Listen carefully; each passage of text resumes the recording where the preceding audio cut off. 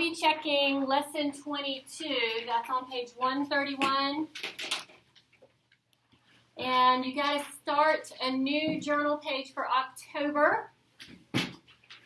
Remember last week was the last week of September, so I collected those. I gave you a September journal grade.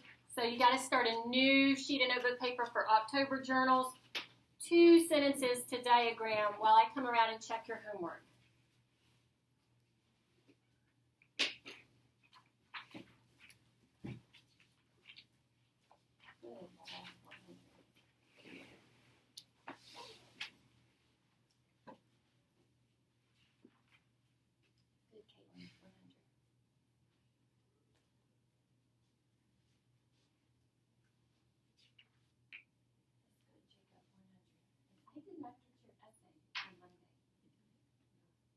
Always email back and say that I got it. I didn't get one from you. If you don't get I got it, then I didn't get it. Okay. Sorry about that. You're with that. 100 on that. Hey Josh. 100 on that. Good.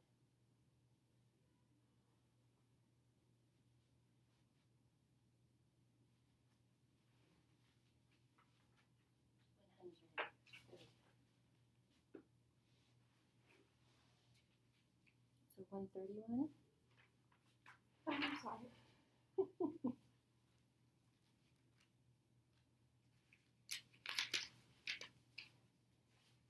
I know you have it. Yes. Good. 100 on that.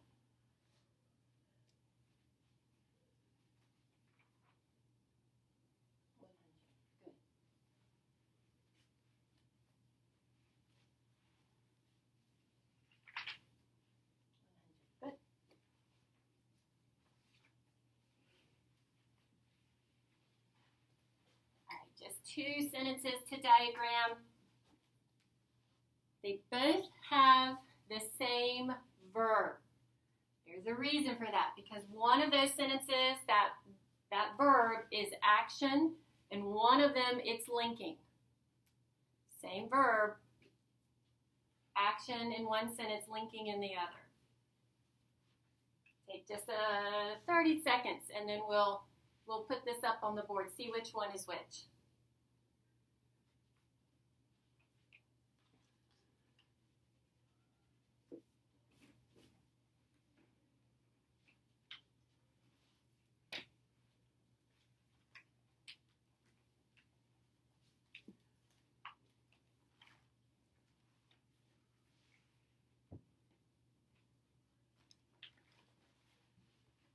AC.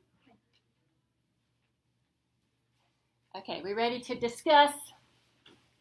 Ready to discuss? All right, let's see. All right, so for number 1, this one right here, number 1, would you read that for us, please, Andrew? My orange tabby cat feels playful. Okay, my orange tabby cat feels playful. All right, so the verb, everybody in that sentence, what is the verb? Feels. Feels. Okay. What is the subject of that sentence? Cat. All right, so for that one, you've got the two most important pieces. You always find these 2 pieces first, the subject and the verb. All right, everything else can kind of go around that. So what do we do with my, orange, and tabby? Where do those go? Everybody. Yeah, so there will be 3 lines under cat. My, orange, and tabby. There's 3 adjectives that describe the cat. Okay? Now, is feels in this sentence, is it action or is it linking? It's linking. How do you know? Somebody raise your hand, explain this one to us. How did you know this was a linking verb? If you said linking, you can substitute is. All right, so remember that one of the main way, 99% of the time, this is going to work. If you're not sure, is it action or is it linking, if you substitute the word is, and if the sentence still makes sense, then it's a linking.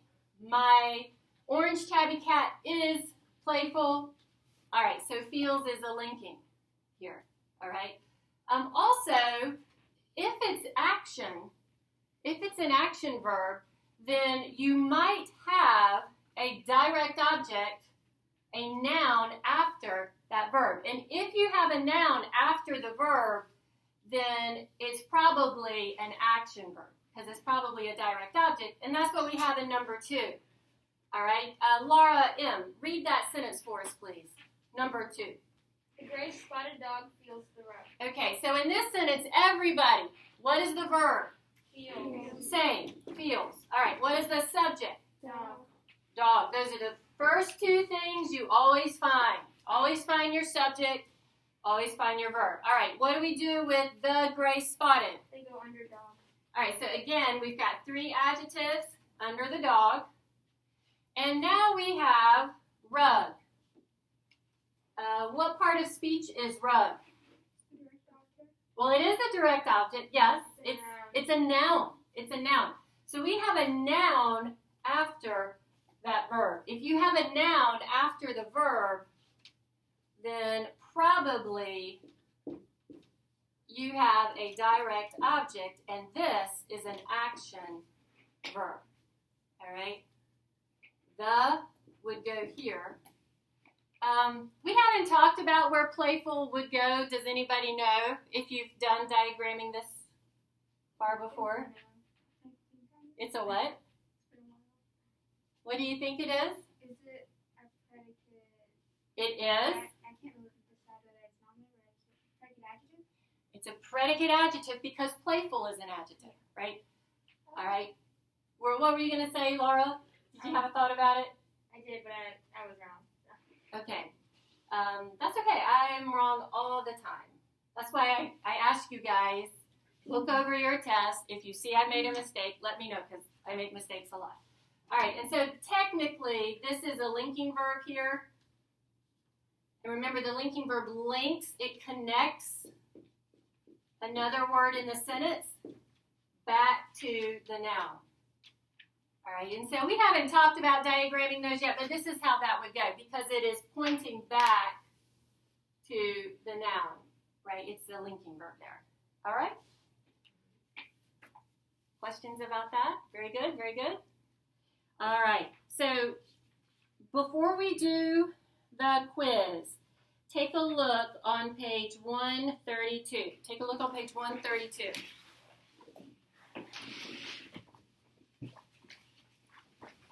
All right, this question came up, and it kind of relates to what we just diagrammed, page 132. And I thought this was a terrific question that we all should address. So look at number 22. Number 22. Does Cornblade, that's a terrific name. None of you are named Cornblade. Yeah. I didn't even know Cornblade was an option for names. Yeah, but evidently it is, if that appeals to you. Okay. Does Cornblade, an old man, appear in chapter 5? It's a question. All right, so in order to know what a subject and verb is, let's turn that around, make it a statement. And that statement would be, Cornblade, an old man, does appear in chapter 5. All right, so we have Cornblade, which is his name, oddly enough, does appear is our verb. All right, is this linking or is it action? Because remember, the same verb could be both, depending on how it is used in the sentence. All right, if this is an action verb,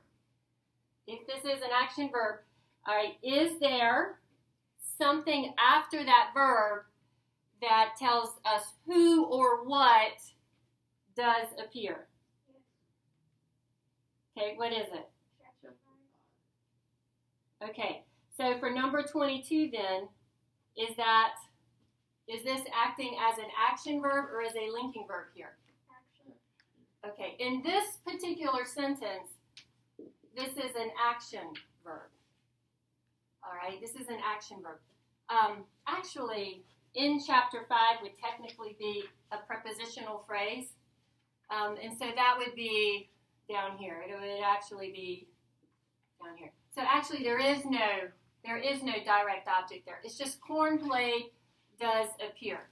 All right. However, maybe you think, well, isn't appear a linking verb? Shouldn't it be a linking verb? If it's a linking verb, there should be something connecting it to corn blade. Is there a word after the verb that tells us something about corn blade? No. In chapter 5 is not telling us about corn blade. Okay? So it's not linking because there's nothing to link. There's nothing to link here. Okay? Let's say corn blade does appear, let's say it said sad. He appears sad. All right, so now we have an adjective that is connecting back, it's telling us something about corn blade. It's connecting corn blade with sad. Now it would be a linking verb. All right, but as it is, there's nothing connecting. There's no other word to connect back to corn blade. So this would be action. Okay, there's no linking happening. Does that make sense? So to have a linking verb, it must be connecting some other word. It could be a noun or adjective, like Laura said. It could be either one after the verb telling us something about the subject. If you don't see that, then you probably do not have a linking verb. Okay? That's crystal clear. All right, if you have any questions, though, email and let me know, and we'll figure it out. All right? Yeah. Okay. Let's move on then. So you'll need a clean sheet of notebook paper for your vocabulary quiz. We're going to take the quiz. It's a little longer today. I think there's 8 instead of 6. So you want to number 1 to 8. We'll do a quick review after the quiz, and then we've got 3 lessons to go over new. We'll take a break. For our writing today, we're going to talk about your 5-paragraph essays, your final copy of those essays, which is coming up due, and we'll talk about test 3. All right? So if you'll number from 1 to 8, let's see. I forgot to cover these up. Let me cover these up real quick.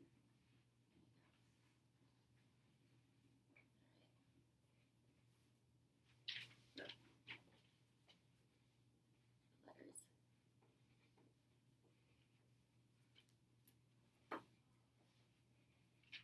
All right, so it's a little longer today. So you'll number 1 to 8, and you've got to A through H down the middle.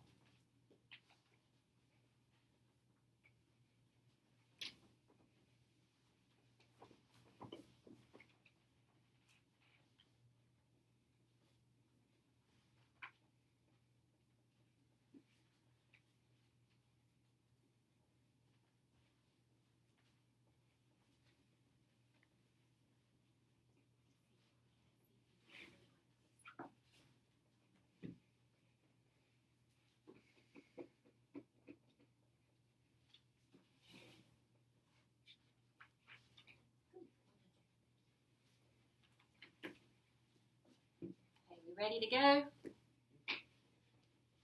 Ready to rock and roll? All right, let's do it.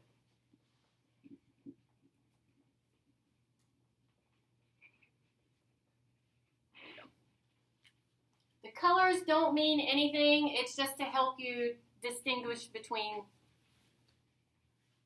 them.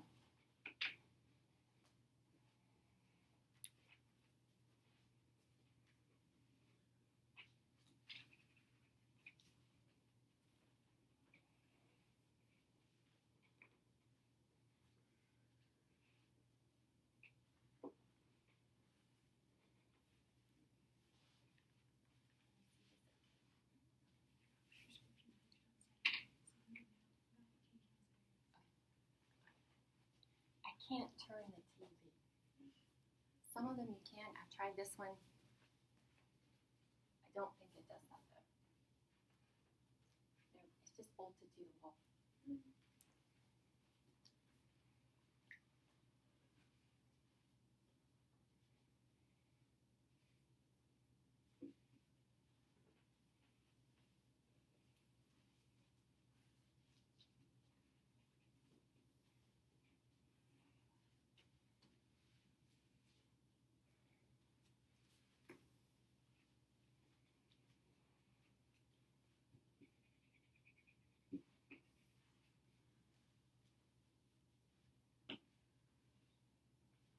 When you're done, just double check your name is on it. I'll collect.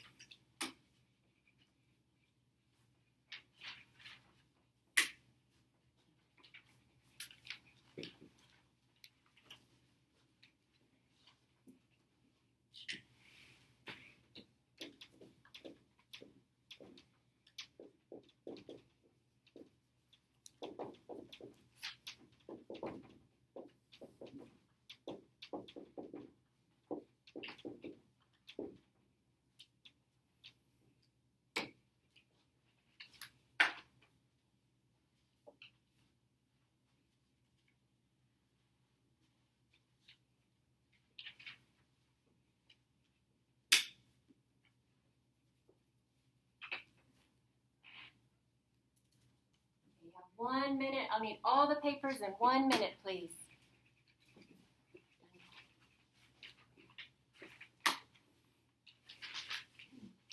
On the whiteboard is where we're going. You can get ready your book and the materials you'll need.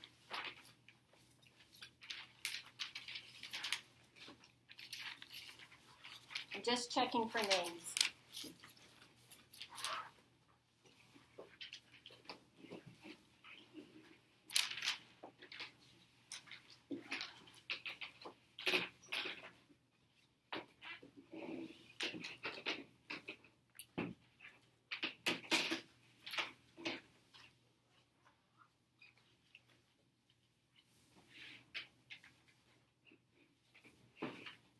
Okay, 15 seconds. I'll need all of them, please.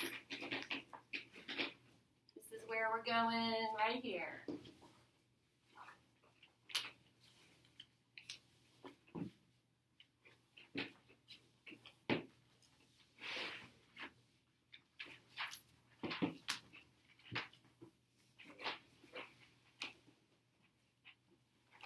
Okay, need all the papers.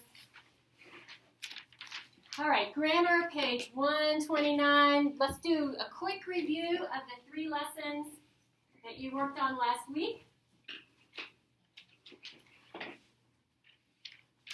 We'll start with the capital letters. All right, so on page 129, there were three examples of when you would need to use capital letters. Let's see, Laura C., tell us the first one. Number 1 up there. No titles used with people. Yeah, so titles when you use them with people. That's correct. And Caitlin, what are the examples that we have up here? Dr. Silly, King Feather, and Miss Pumpkin. Okay, so all of those titles also get capital letters because those are people's names. Those are just silly people's names, but people's names. All right, so you capitalize the title with the person. All right, number 2, AC, another time that you use capital letters. With family words. Family words, right. Now, this came up in your essays, actually. All right, some of you talked about family members, my sister, or grandma, or mom, or my dad. All right, so this came up in your essays. So this is how you know when you capitalize a family name. All right, Jacob, tell us the 2 examples that we have up here. My mom is feeding her tiger, and I asked my mom if I could ride the ostrich. All right, now I asked just mom, all by herself. When mom is all by herself, or dad, or grandma, or aunt, or uncle, you capitalize it, okay? But if it has a my in front of it, or our, or her, then you do not capitalize in that case, okay? But the family name all by itself, capitalize, all right? If you you have something before the family name, my mom, her dad, our grandma, it's lowercase, okay? So pay attention to that in your essays. I saw it on a few of yours. And the third example down there, Andrew. School subjects. School subjects, okay? So if the subject would be capitalized anyway, then you capitalize the subject, okay? So the two examples we have here, math and English. So math would not be capitalized for any other reason unless it was the beginning of the sentence, okay? But English would, right? Because there's a country, England, right? And if you're talking about English food, all right, you would capitalize it because it's after the country. So English class as a subject, that would be capitalized because you would already capitalize it, all right? So we talked about those. All right, and then we went on to adjectives. Did anybody watch the video? The Schoolhouse Rock? So many times before. Were you singing it in your head? And we'll unpack my adjective. Yeah, she has that soft little voice. All right. And the bear that is hanging out with her, I don't know. That would be kind of fun if it was nice, but yeah, maybe not that bear. It was kind of ferocious. Okay. So here we go. These were the 4 kinds of adjectives that we talked about. All right. So Josh, first kind we talked about, or tell us what they are. Describe nouns. All right. Tell us what those 2 bullets are underneath. Most of the time come before the noun. Some Suffixes. turn nouns into adjectives. All right, and look at page 134 to 135. There are 9 suffixes. If you look at the bottom of page 134 and the top of page 135, those are suffixes. They're letters that you add at the end of a noun, and it can turn it into an adjective. Okay? Look at, for example, full, F-U-L. You can have peace as a noun all by itself, but you add full to it, now we have peaceful, now we've made it an adjective. Okay? And so those are some examples of suffixes that can turn your nouns into adjectives. Then Zoe, what's the next thing we talked about in this chapter? Proper adjective. The one before that. The second one. No, see, common adjective. Yeah, so if you have a common noun, it's also a common adjective. And our example here is what, Zoe? Month and monthly. Month is also monthly. No capital letters, right? So Laura M., tell us the third thing we talked about here. Proper noun or proper adjective. All right, tell us the example. Easter and Easter egg. Yeah, Easter would be capitalized in both because Easter is already a proper noun. So if you put it with Easter egg, it's still a proper noun. Not egg, but just Easter. All right, and Rose, the last one down there. Proper nouns and proper adjective changes. Yeah, so sometimes your proper adjective will change a little bit. So tell us the example we have here. France and French fries. Right, we wouldn't call them France fries. We would call them French fries, right? Still proper, still a capital letter, but it changes just a little bit. And then we kept on talking about adjectives. So go to page 140. Page 140. All right, so Isaac, tell us about what are articles? And the. And there's just the 3 of them. You diagram them like they're adjectives, okay? Back to Laura, what's another kind of adjective? Okay, and up here is the second example. They say which one? What are the examples of those? Those are adjectives. You diagram them like they're adjectives. All right, and Caitlin, the third example? Numbers. All the numbers. Yeah, we won't make you call out the examples of those. That's an infinity amount, right? Okay, so all the numbers are adjectives. You diagram them underneath their nouns like adjectives. AC. Oh, what's the rule for when you write down like the number or versus when you write it out in words? When you write the number versus spelling it out, Yes, ma'am. I think with your essays like this, you should always spell it out. Okay. It's more formal. Yeah, that's a terrific question. I will find the answer to that officially, But for your essays, in a formal type of essay, you usually spell out the number. Okay.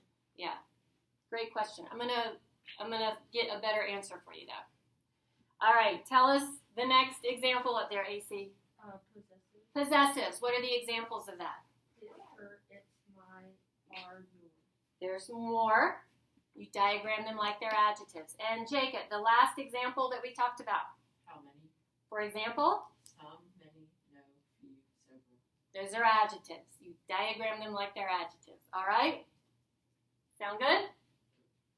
All right, well, let's rock and roll to lesson 25, 26, 27. In the table of contents, we have one pink and two blue. So you can go ahead and highlight those in your table of contents. One pink and two blue.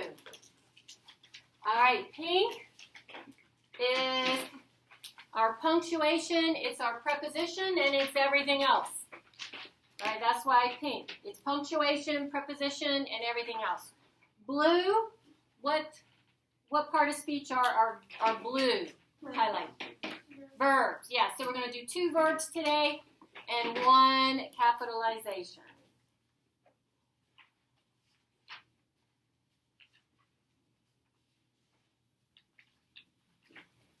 All right, and when you're ready, we are back at page 146. Page 146.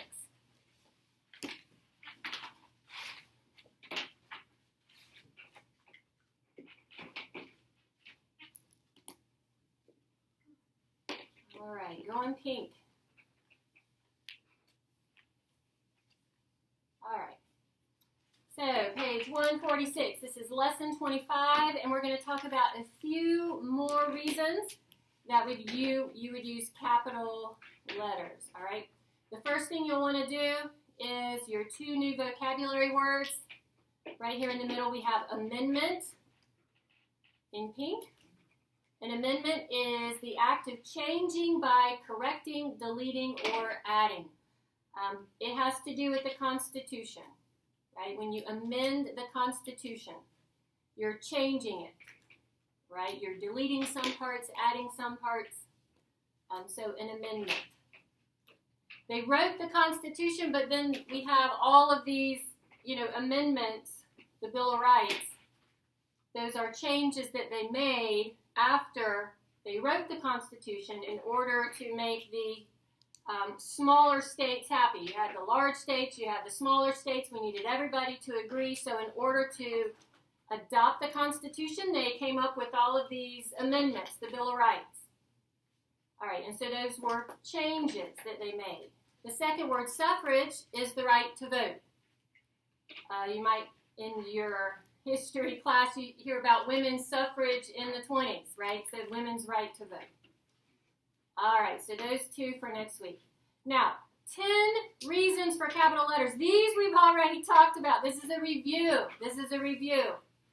All right, and so I just numbered these in here, all right, because it's a good review. Now we're up to 10. You might remember last week we were at 7. Now we're up to 10. All right, so we have proper nouns are capitalized. We have parts of an outline. The first word of a sentence. The first word in a line of poetry. Always capitalize I. The pronoun I when it's all by itself. All right, the first word in a quotation, the direct quote.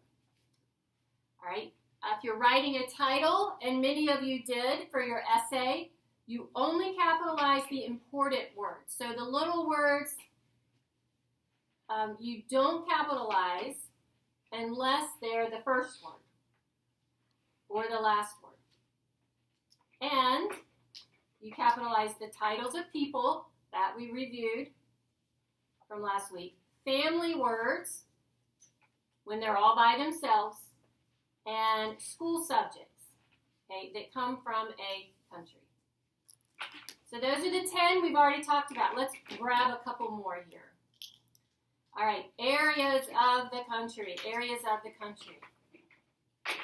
Okay, so here's the 11th capital rule. Number 11. We capitalize north, south, east, west, midwest, northeast, etc. when they refer to certain areas of the country. Okay? So lived in the east, the west, the north, the south. Those are examples of when you capitalize those direction words, those areas of the country. Actually, I said that wrong. Here's the direction. If it's talking about a direction, you don't capitalize it. That's the difference. Okay? I'm sorry, I said that wrong. So here we have that the state of Washington, it lies south. That's a direction. So it's a little s, not a capital. The Atlantic Ocean is east. Again, it's a direction. So a little letter. Washington, D.C. is south. We're talking about the direction of it, so we don't capitalize it in those examples. Okay? All right. Religion. This one you probably already know.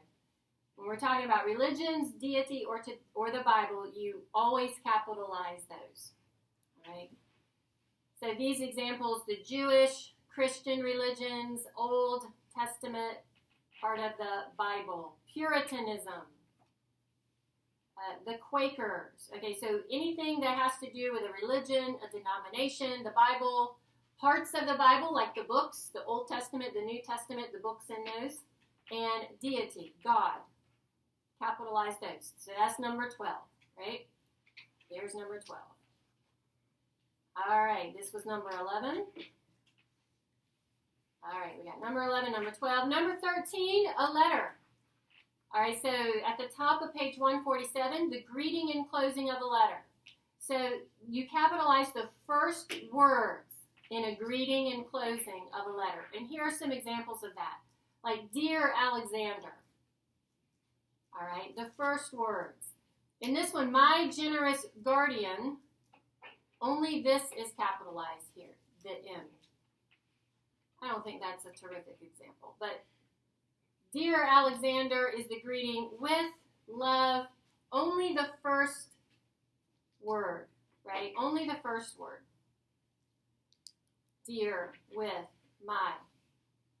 Right? This is capitalized also, why? Alexander here. It's a name. Yeah, it's somebody's name. Right. Generous guardian is not capitalized because it's not a specific name. Love here is part of a closing, not capitalized because it's the second word. Okay? All right. And when do you not capital? Let's see. This was number 13, the letter. Greeting and closing of the letter, only the first words. And then no capital letter. So when do you not capitalize?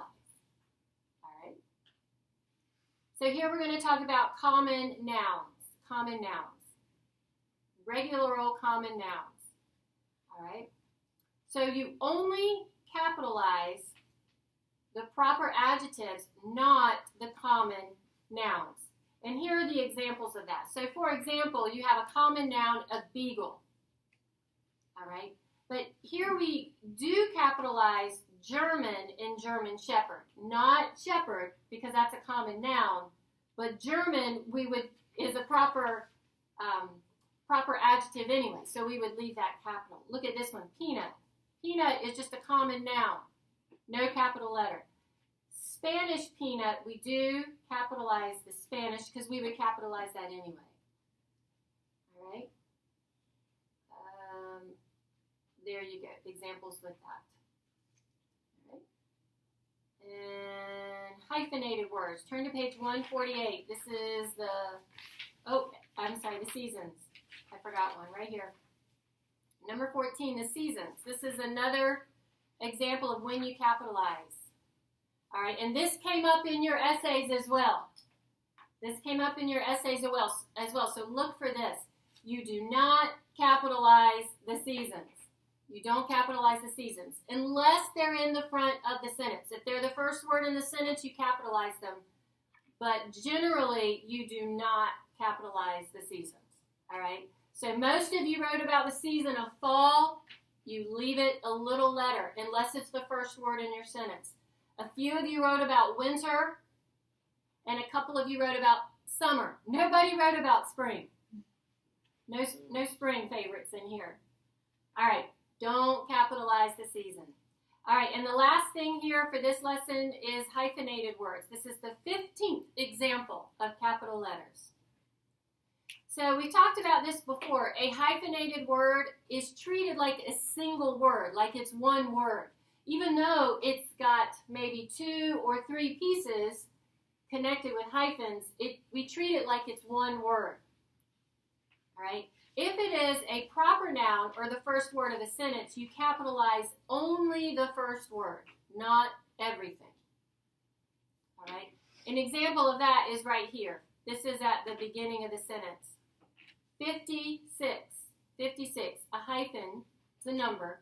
We capitalize 50 because it's the beginning of the sentence, but not 6. If 56 was in the middle of the sentence, then we wouldn't capitalize it at all. All right, mid-October, mid-October. October we would capitalize anyway. It's the name of a month. All right, mid we do not capitalize. All right, so with the hyphen words, if it's the first word of the sentence, then you would capitalize the first word. And you would capitalize if it would be capitalized anyway. All right, but generally you do not. Like mid and 6, lowercase letters. All right, you ready to practice? Let's do it. So on page 149, you got your pink. You're going to highlight the word that should be capitalized. Just highlight the words that should be capitalized. Let's start with A through D. A through D. Capitalize the words that should be highlight the words that should be capitalized.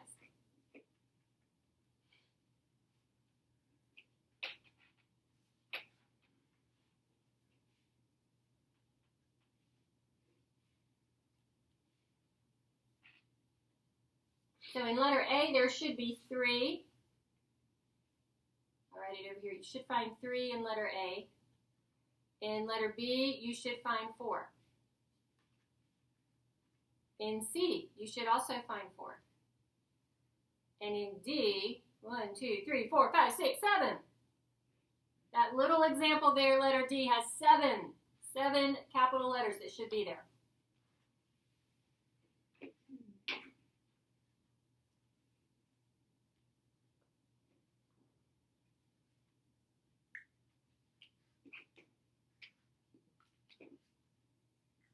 Are we ready to go?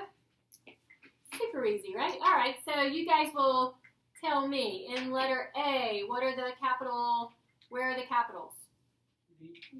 The, yep, where else? Southeast, very good. Where else? One more.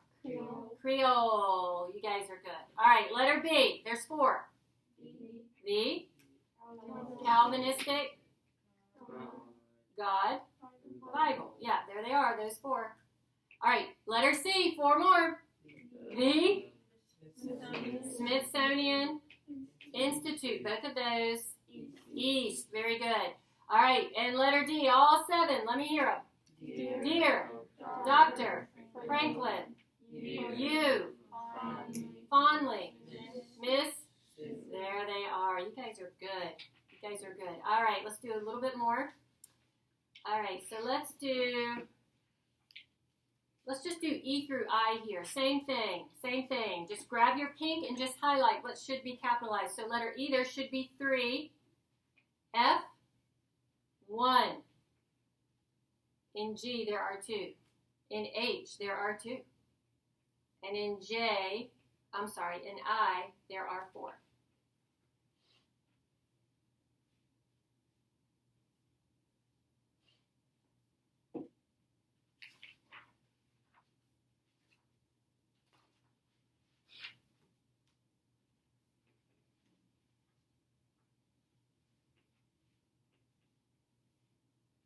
We ready to rock and roll? You need 15 seconds.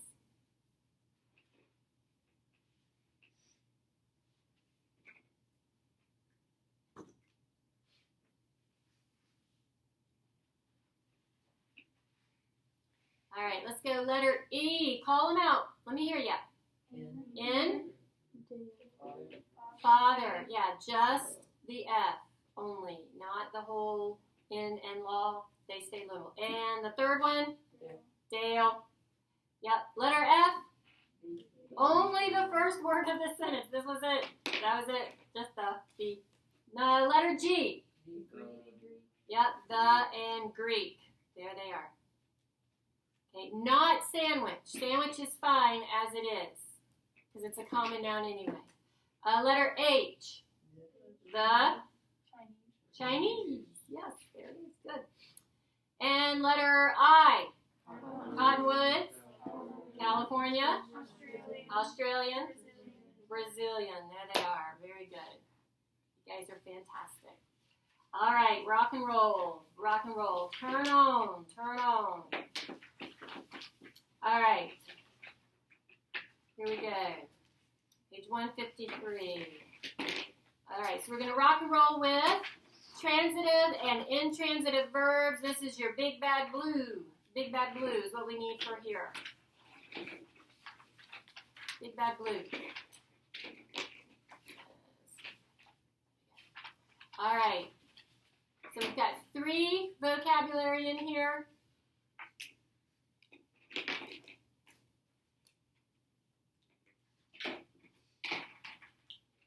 Here they are.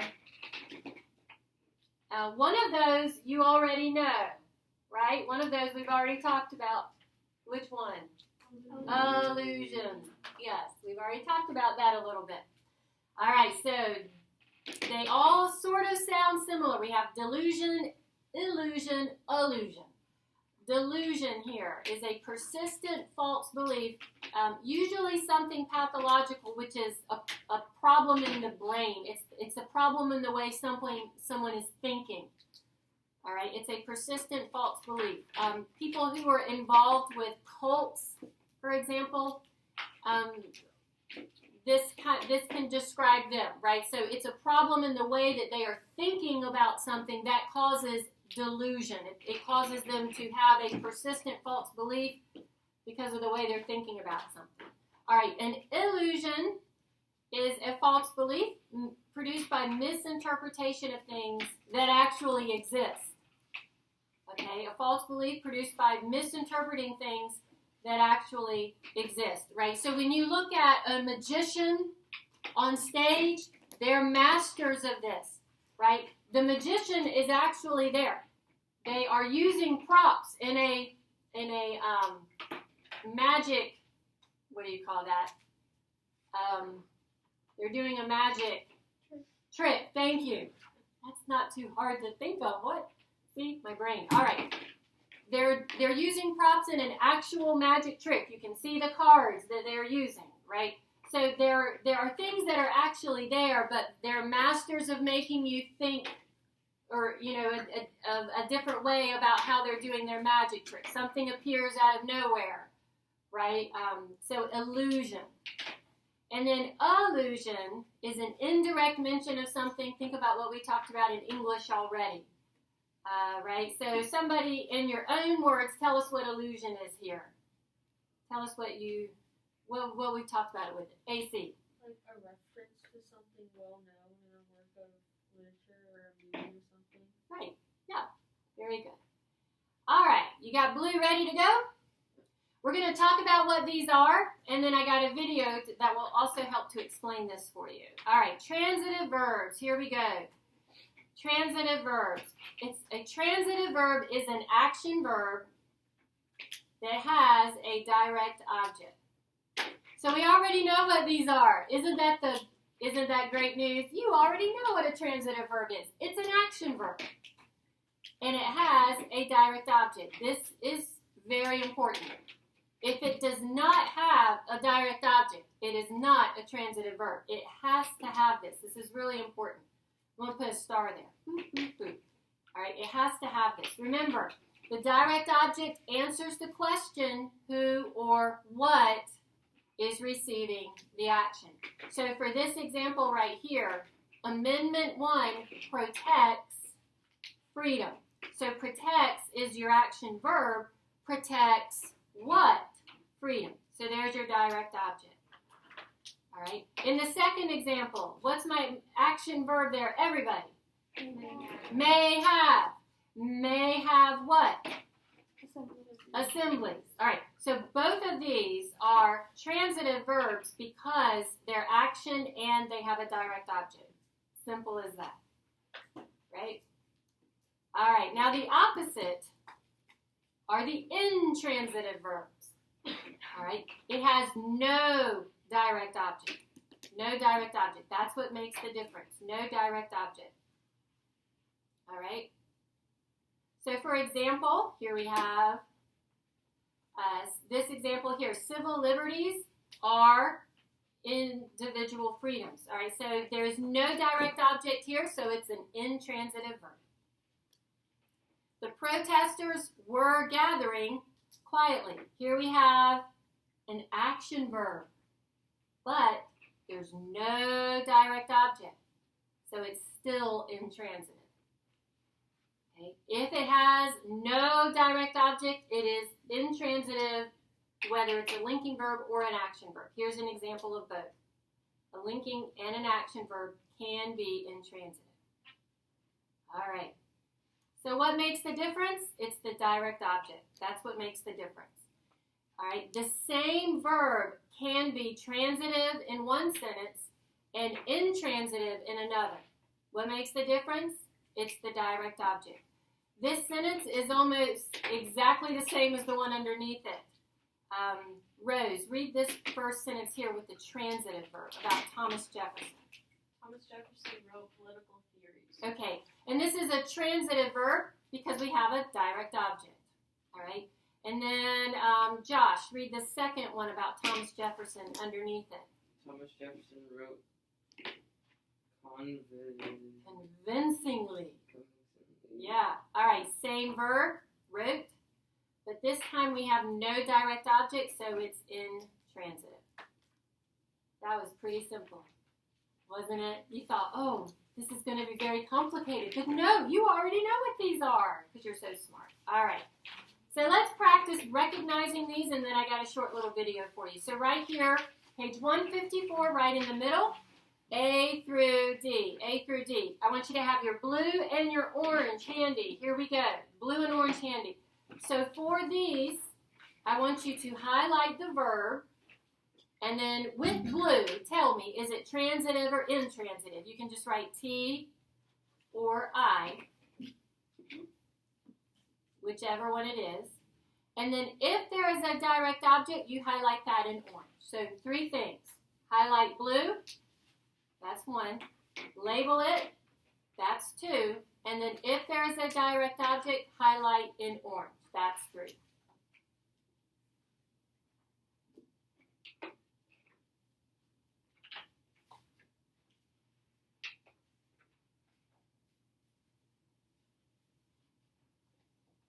We're just going to do A through D here.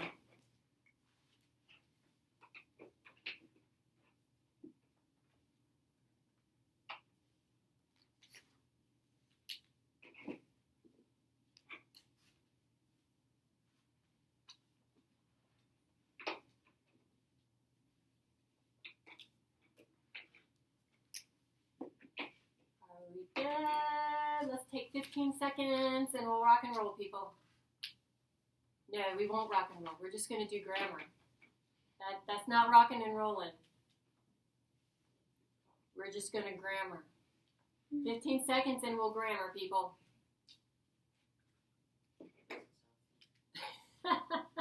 Really? It's not as fun? I don't know. Schoolhouse Rock. Okay, letter A.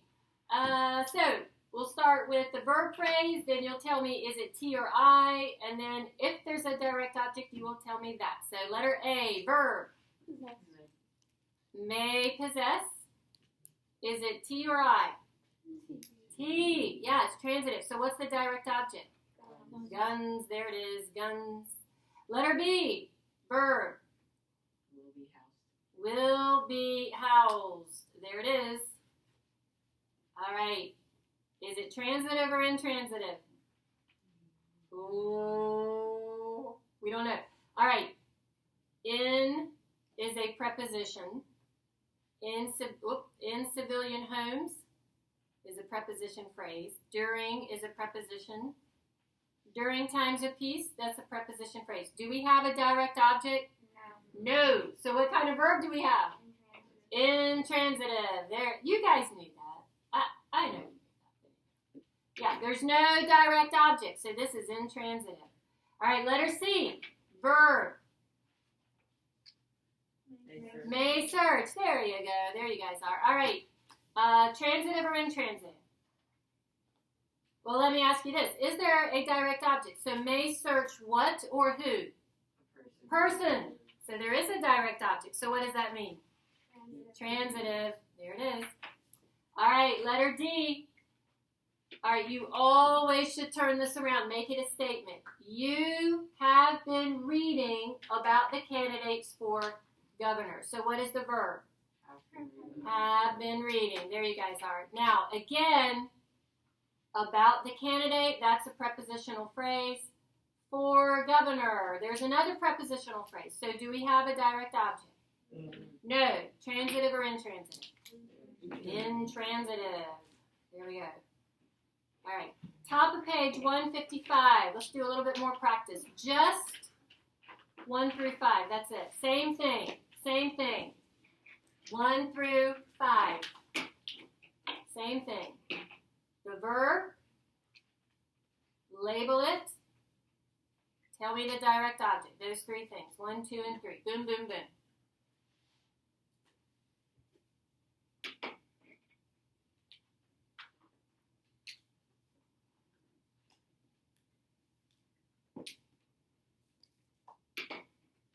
I like the click, click, click, click, click, click, click, click. See, that's fun.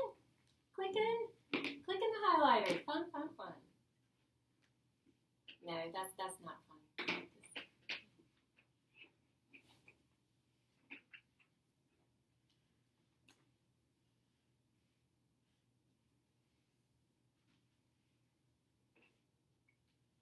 We're gonna go in 30 seconds.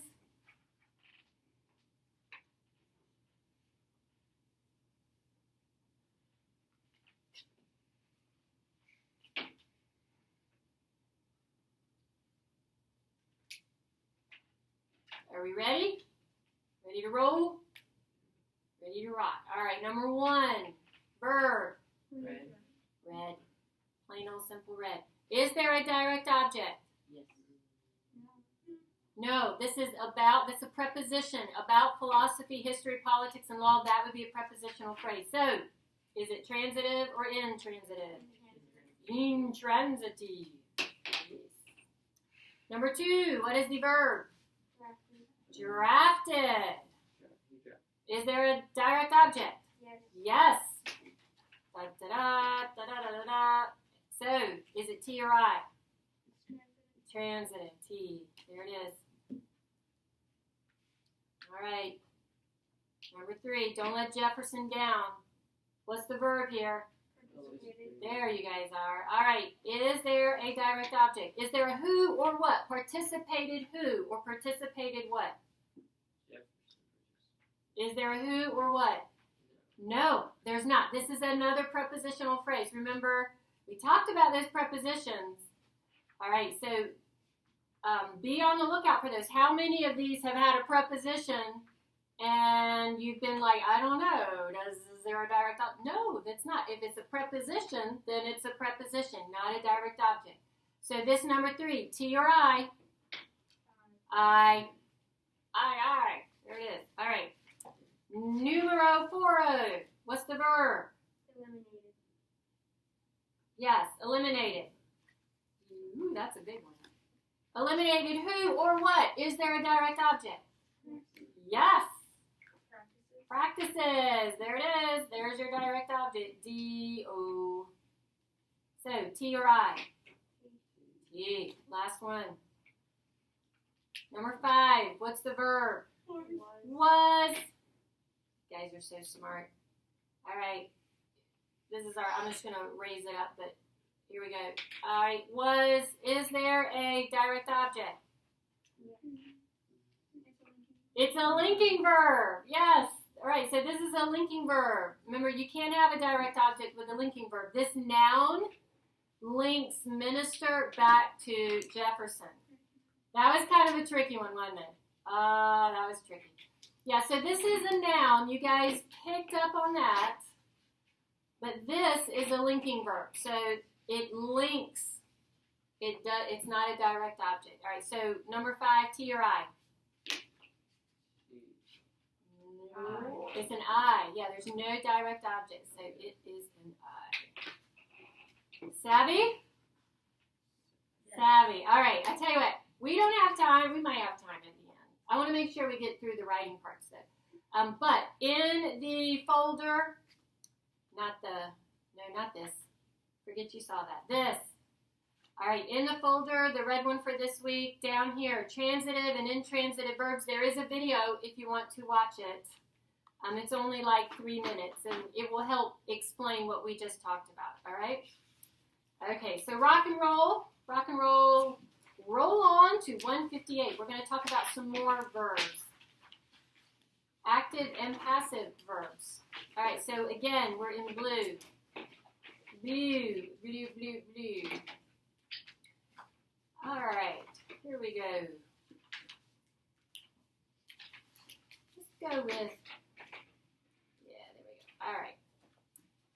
Active or passive verbs, of course, we've got our vocabulary. Look at this, 3 again. But they all relate to this Latin word, root, grave, which means weighty, serious, or heavy. So all 3 of your vocabulary words here have something to do with weighty, serious, or heavy.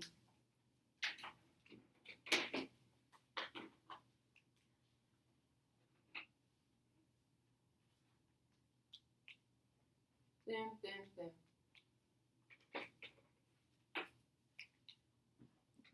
All right. Now this is actually not a hard lesson either. This is going to be easy for you. All right, so active or passive voice with your big blue, right here. Okay. A transitive verb, it has a direct object. It can be used in an active voice or the passive voice. When the subject acts, then the verb is in the active voice. That's what we like. We like the active voice. We like when the subject is doing the action. That's when the sentence makes the most sense, right? We've got our subject here, Benedict Arnold. We've got our verb here, took a bride. That's what we like to see. It's in the right order. We've got our subject, we've got our verb, that's active voice. But sometimes sentences can get turned around and your subject, it looks like the subject is not doing the action. It's moved way on back somewhere else in the sentence. So for example, this sentence, a bribe was taken by Benedict Arnold. Now here, the verb was taken is in the same place that our verbs would normally be. But who is doing the taking? It's still Benedict Arnold, even though now our subject is way over here at the end. And what is Benedict Arnold taking? He's taking a bride. So this sentence and this sentence are saying the same thing. But this sentence is a little more confusing because the bride is not taking anything. What's the bride going to take? The bride isn't going to take anything. The bride can't do any action. Benedict Arnold is still doing the action, but now it's all upside down. All right? And so we call that passive voice. Passive voice. Okay? Let's see. This little part right here. Verbs that are in the passive voice have a to be verb, like is, was, am, are, was, were. All right, it's got a to be verb. Okay. In these sentences, the subject receives the action, it does not do the action. All right, so it's kind of like looking at your sentence upside down. Let me put some examples up here for you. And that's, yeah, so I've got examples here. So I'm going to write these up for you. All right, so number one and number 2. All right. Write these down. My fish eats pizza. And then number 2. the pizza is eaten by my fish.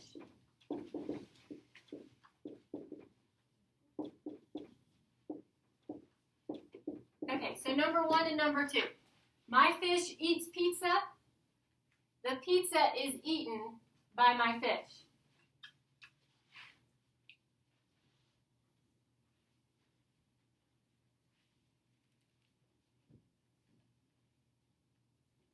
One of these is in active voice, and one of them is in passive voice. All right? So one of them gets an A, and one of them gets a P. All right, so number 1 here, my fish eats pizza. Is this active or passive? It's active, right? Yeah, this is active. What is the verb in this sentence? Eats. What's the subject? Fish. Yeah. So the fish is doing the action, okay? In this sentence, what is my verb? Is eaten. Notice the to be verb here. All right, and is the pizza eating anything in this sentence? No. What is eating something in this sentence? It's still the fish, but even though it's way on down here, now the sentence is a little confusing, okay? So this is passive voice. All right, the pizza is not eating anything. All right, but the way the sentence is structured here, it looks like it is. All right, let's do another one. 3 and 4. 3 and 4. All right. Ducks speak French. French is spoken by ducks.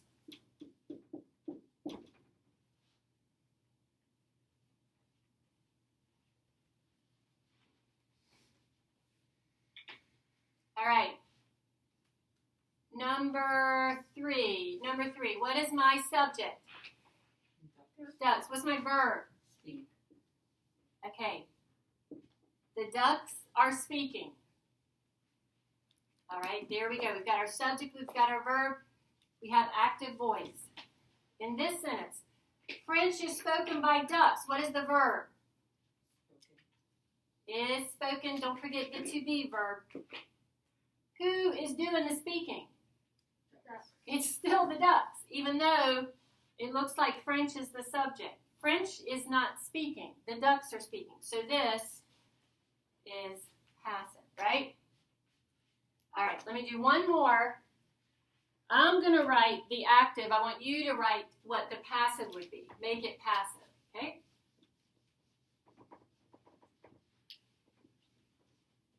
All right, so here is the active. Here's the active. All right, this will be number 5. A zebra wrote a poem. A zebra wrote a poem. All right, so that is active. Now, you turn this around and make it passive.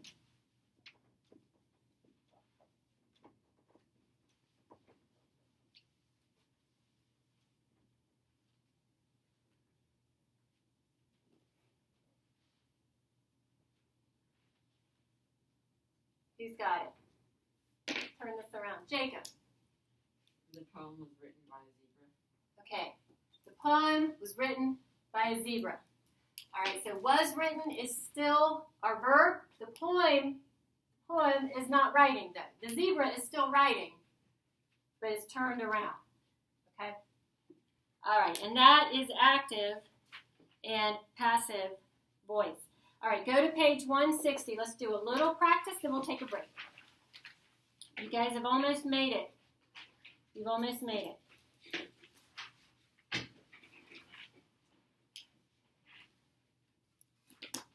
Oh, wait, hold on. So, I'm sorry, page 159. A couple of things to note here. All right, so active voice is more exciting and powerful. We like it better. It's more exciting, it's more powerful, right? We have our subject and our verb in the right places. It makes for a much more clearer, interesting sentence. That's why we like it. It's exciting and powerful. But passive can be too wordy and indirect. It can be confusing. That's why we don't like it as much. All right? When we wrote these up on the board, the active sentence was shorter than the passive voice sentence. Right? It's too wordy, indirect, it can be confusing. So we prefer the active voice. All right, now let's practice. Page 160, we're just going to do these 4 here in the middle, then we'll take a break. So just 2 things. I want you to highlight the verb, and I want you to tell me, is it active or passive? And if you're not sure, well, look at what the verb is. Who or what is doing that action? It may be what is in the front of the sentence, or it may not be. Find the verb first and think about who or what is doing that action.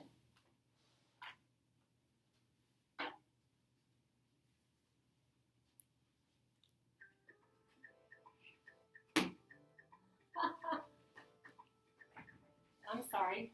I'm going to turn that off. It's from Oak Park, Illinois. I don't know anybody in Oak Park, Illinois. It's just a robocall. All right, letter A, then what's the verb? Was incarcerated, yes. Is it active or passive? Passive. Passive. Okay. There you go. All right, letter B, verb. Had fled. Is it active or passive? This is active. Yeah, the criminal is doing the fleeing. There you go. Okay. And back to this one. Is the criminal, like, incarcerated means being put in prison. Is the criminal doing that? No. So in letter A, it doesn't tell us. It doesn't tell us who's doing that, right? Sometimes it leaves it off. If it said the criminal was incarcerated by who? Yeah, okay, so by the police, by the cop, right? Now, who is doing the putting in prison? The cop is. So we could say the police officer incarcerated the criminal. That would be active. Here, it doesn't, the criminal is not going to put themselves in prison, right? So this is why this is passive. This is active. All right, C, what is the verb? Was incriminated. Is that talking about the defendant? Was the defendant the one who was incriminated?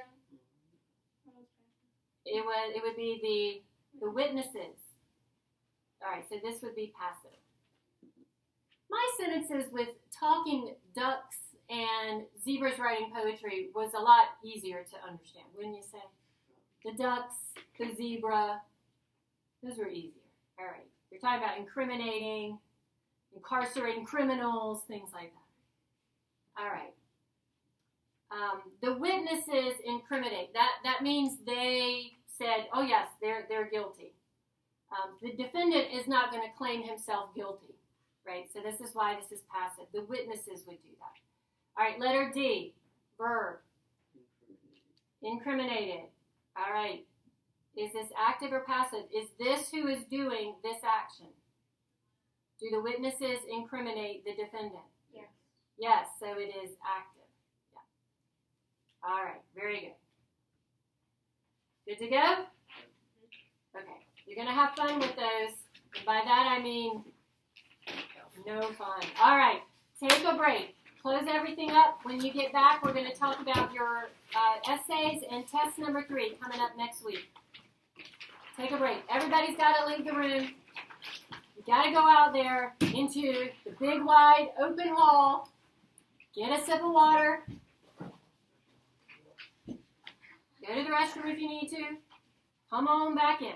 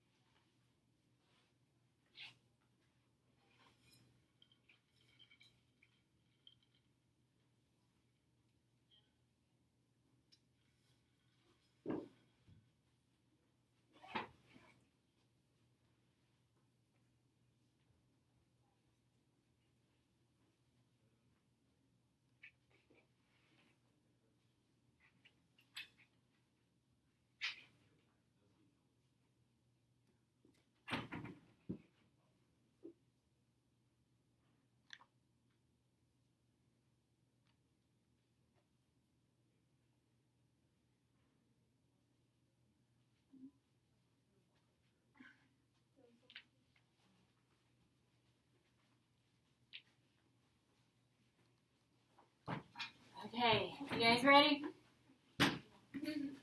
Okay. So, I really enjoyed reading about your favorite season. So, just so you guys know, who said fall? Raise your hand. That was the majority of you. No, more of you said fall than just that. Raise your hand if you said fall. You said fall, fall. You said summer, winter. Yeah, fall, summer. You were winter and fall. Yeah, all right. Who were the winners? Yeah, just a few of the winners. And then there were 2 summers. 2 summers. I was trying to decide between fall and summer, but I I was decided actually to studying be easier spring and to summer. write about. Okay. And no spring. No spring, which is funny. It's interesting. All right. In your writing notes section, there should be this writing reminders. Writing reminders. Let's take a look at those. And we'll talk about what's coming up. Look at the writing reminders. If you do not have this in your notes, then there is a copy on our website. Not there. Here it is. It's in, I'll put it in the folder for the homework this week. All right, so if you do not have what we're about to talk about, then you need to go to the homework folder and look for writing reminders for notes, and you'll need to print that out and put in here. We'll continue to add to this list to help you with your writing at home. All right, so the writing reminders. Now, we've already talked about the title. So when you write a title, all right, you just, little words are not capitalized. You don't need periods. The title is not a sentence. Actually, your titles were pretty good. All right, so I think we've learned better how to do that. Do not begin a sentence with well. Do not begin a sentence with so. If it's on the writing reminders, then I count off for it if I see it. All right? So if I see these, then I'll count off a point for those. And this essay, you cannot use the word thing. Okay? Now, if I noticed it, I circled it in your essay. But if I didn't circle it, then that doesn't mean that you can use it. All right?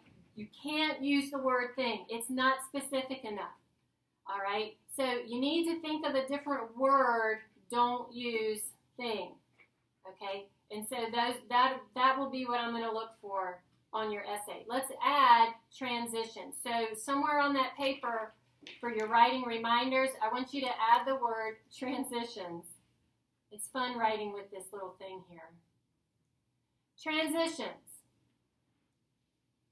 Okay? So this is a formal essay. You need to have transition words between the paragraphs. A couple of you did that. Most of you did not. All right, so let's talk about what transitions are.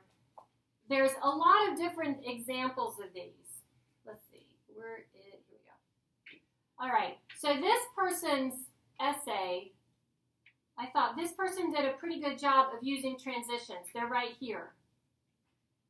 All right, and you don't have to use these. There's a lot of different options. First, and this was their first reason. Secondly, and this was their second reason. Lastly, and there was their last reason. So you need to use transitions. The first, second, and third paragraphs in the middle. You don't need it for the intro, and you don't need it for conclusion, although you could say in conclusion. That would be okay. All right, but I will be checking for transitions. There are some other things that you can use, though. My first reason, blah, blah, blah. My second reason, lastly, da, da, da. All right? There's different words that you can use for that, okay? So you don't have to use these, but you do need to have transitions, okay? All right.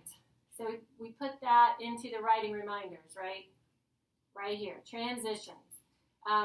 You can use first. I'm going to write these in here. All right, so you can use transitions like first, second, third. You can use my first reason, my second reason, La la la. All right. Firstly, another. Another. Lastly, there's many different options that you can choose there. Okay? But you do have to have them. Okay? All right. Let's talk about fragments. All right, so this one here. All right, so this was a pretty good paragraph, but there was this fragment right here in the middle. Let me highlight it in pink. It doesn't look like a fragment because it's such a long-looking sentence, but be careful. The feeling when you're watching the forecast as snowflakes start to fall and you're wishing that school would be canceled the next day. What about it, right? There needs to be something you say about it, is what I dream about, okay? So be careful. Just because you've got a lot of words there doesn't make it a complete sentence. You've got to have a subject, and in this case, this person's subject is this feeling. What about the feeling? All right, so make sure that you pay attention to the fragments. And on the other side of that, the run-ons. All right, so here's a run-on sentence here. Opening presents on Christmas morning is magical. My sister and I wait for my parents, then go downstairs to see all the presents under the tree. All right, so that's a very descriptive sentence. It's terrific, but it's a run-on. All right, so you got to break those up. It's too much in one sentence. All right, so be careful of those, the fragments and the run-ons. All right, let's talk about the five senses, because that was the point that was part of the point of this, is the five senses that you needed to put in to describe your favorite season, aspects of your favorite season. I chose the season because there are so many things that you can, so many characteristics of the seasons that you can describe how they smell, how they taste, how they look, how they feel. All right? You need to have two in each of your body paragraphs. All right? And it's got to be obvious to me. So here, I thought this person did a very good job of, here's those five senses descriptions. And you can taste these things in this person's paragraph. All right, so this was a winter because of the delicious fare, the long sips of delectable hot chocolate, right? The long sips. It smells chocolatey and tastes smooth and sweet.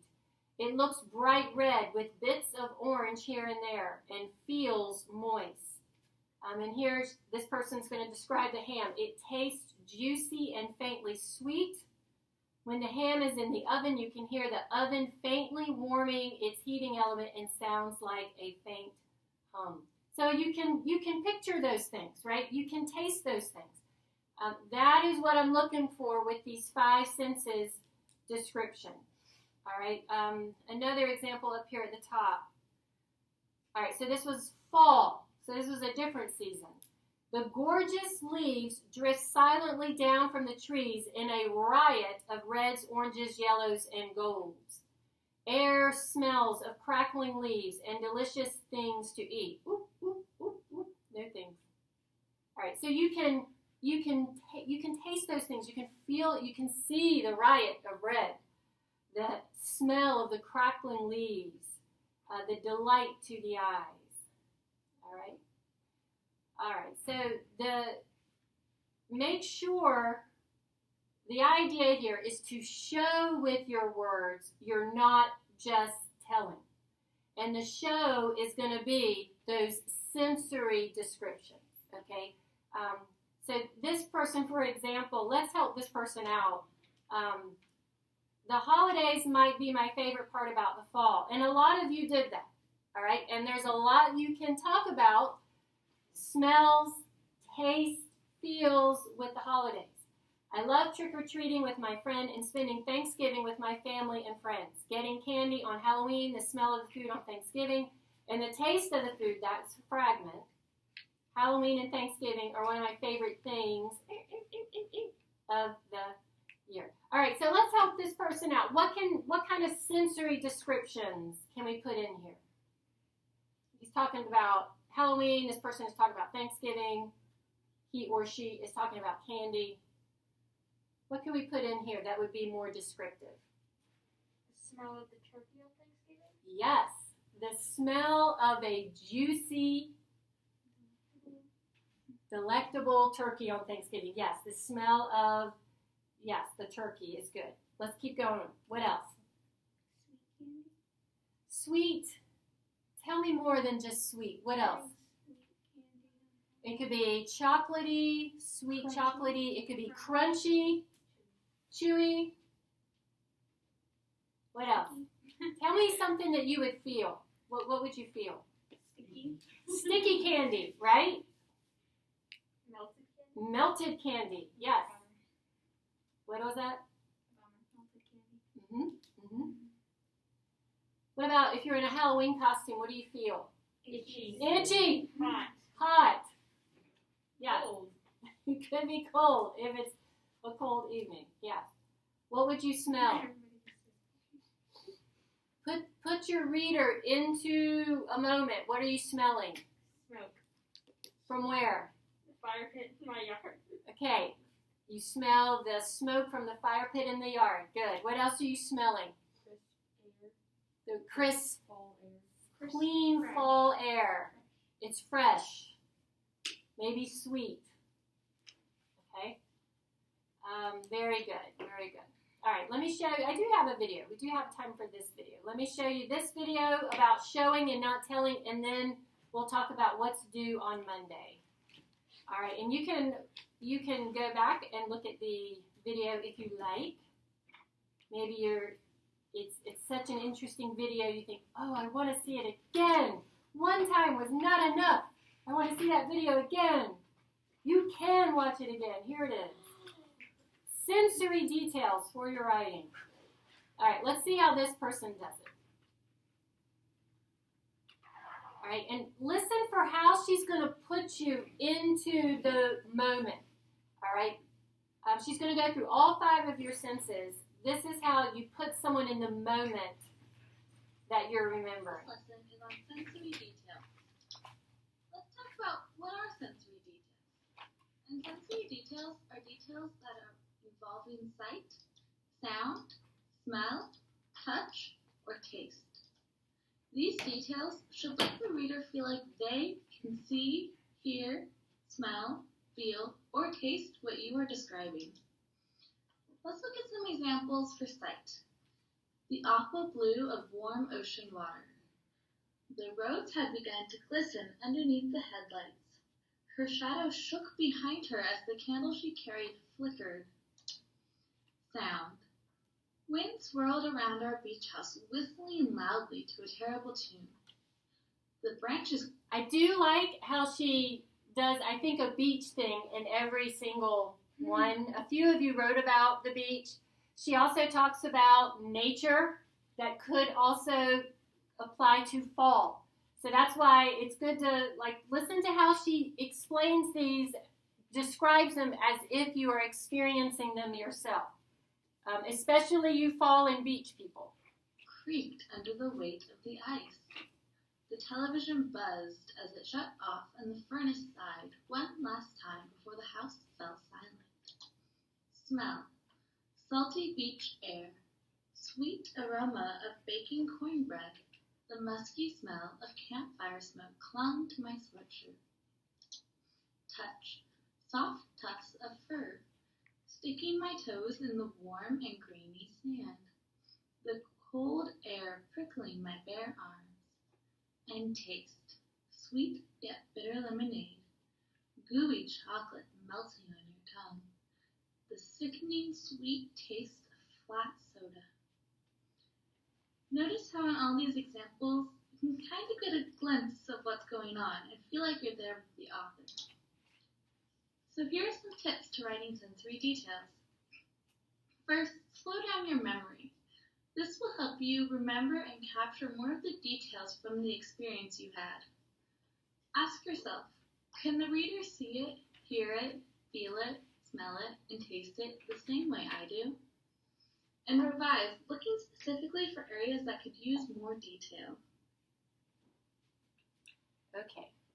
So on your essays, I emailed all of them back. Ooh, we don't need to see all this. Oh, sorry. Okay. You can look at this. Okay. So I emailed all of them back, and you notice maybe you were like, whoa, Mrs. Meese went crazy with the blue and the red on my essay here. All right. That's a good thing. That's a good thing. All right. Everybody got a 100 grade. I did not count off for those things that you see in red. All right. If you turned it in on time, your box plan, your essay, you got a 100 for your grade, for your homework grade. Now, the blue things that I wrote on there are things I thought, oh, those are good. Those are things you're doing well. Everybody got blue things on their essay, right? Because all of you are doing some good things on your essays. The red things that are not wrong things necessarily. Sometimes they might be, or they might be, here's something that I think you could do better with this. Things to improve on. Yes, to improve on, right. So if it's maybe, like one of the things I noticed, the word nice. It's nice weather. It's, it's nice food. It's nice this, nice that. Nice is not very descriptive. Is it crunchy? Is it prickly? Is it cold? Is it hot? So that was one of the things that, if I circled that, I said, I think you could do a stronger adjective with this. Or here's a place I think that you could tell me, how does this sound? How does this smell? How does this taste? Right? If there was a place that could use a sensory description, I made a note of that. If you needed transitions, I tried to make a note of that as well. So it's not that you see all that red and you think, oh my gracious, Miss Meese went crazy with the red. All right. I just wanted to help you get to thinking about using your 5 senses for the descriptions, places where I thought you could do better and improve, but also to show you you're doing some good things too. You've got some good things here on your essay. Okay. So for next week, and don't start packing up yet. Hold on. For next week, let's look at the homework sheet. You'll see, all right here, this looks familiar.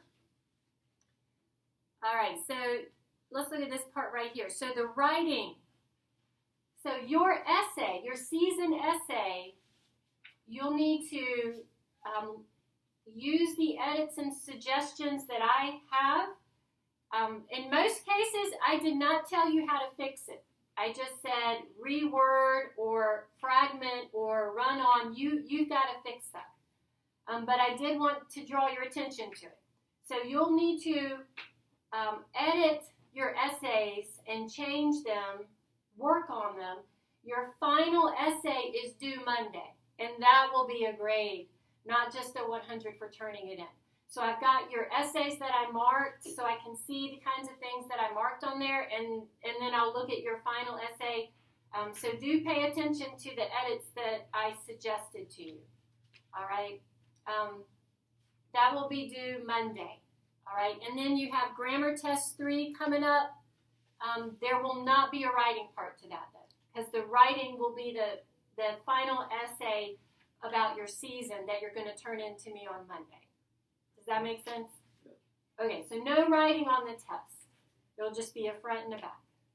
Okay? Again, for the test, these are the lessons that you should read through. And the vocabulary, the only vocabulary is right here that's on the test.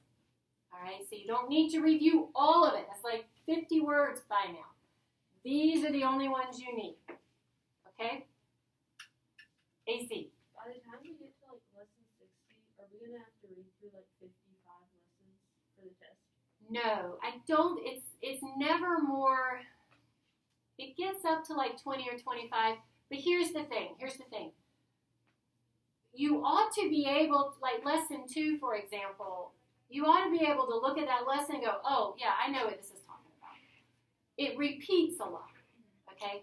So you'll notice that, lessons 2, 3, and 4, those were also on the last test. So you look at them in your book, and you're like, oh, wait, I know what this is talking about. I don't need to spend so much time on this. This is action, verb, subject, and predicate. You read, you're looking at it, you're like, oh, yeah, I know what this is. Okay. So it'll repeat a lot. You ought to get familiar enough to where you won't have to spend the same amount of time on each lesson. Does that make sense? Yes, ma'am. Yeah. Okay. All right. If you have any questions during the week about your homework, about your essay, please reach out and let me know. I don't disappear after class. I'm at home, and I'm working. I'm thinking about how you guys are doing on the work. I'm working on the lessons. It's never a bother to me to hear from you. If you have any questions at all about a comment I made, please reach out and let me know. All right? I'm here if you need me. It's a terrific class today. I hope you guys have a wonderful rest of your afternoon. We have class next week and then fall break. Woo! Fall break, people. It's coming. Class next week and then fall break. It's coming. Thank you, Mrs. Reed. You're welcome. Great job today, guys. You hung in there. Thank you. You're welcome. We rock and rolled that grammar today. Thank you. You're welcome. Thank you. You're welcome. You guys have a very good rest of your day. Try to have fun without the grammar, though. I know it'll be hard. Thank you, Mrs. Reed. You're welcome. Bye-bye. Question. Yes, honey. When we finish our Bye, final Rose. Bye, Laura. of our essay. Hold on just a second. Let me stop this from recording. I'm sorry. You're fine. No, you're fine. Let me just, this is good.